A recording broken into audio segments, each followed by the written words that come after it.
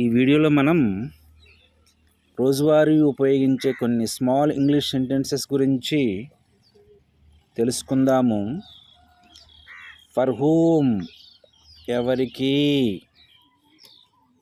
For whom ఎవరికి, for when ఎప్పుడు, for when ఎప్పుడు, ఫర్ ఎగ్జాంపుల్ ఉదాహరణకు,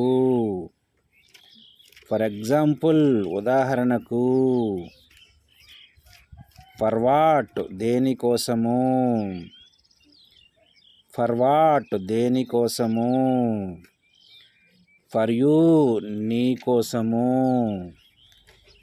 ఫర్ యూ నీకోసము, హార్ట్ అండ్ సౌల్ గుండె మరియు ఆత్మ, హార్ట్ అండ్ సౌల్ గుండె మరియు ఆత్మ, హౌ ఫార్ ఎంత దూరము, హౌ ఫార్ ఎంత దూరము, ఐ న్యూ నాకు తెలుసు, ఐ న్యూ నాకు తెలుసు.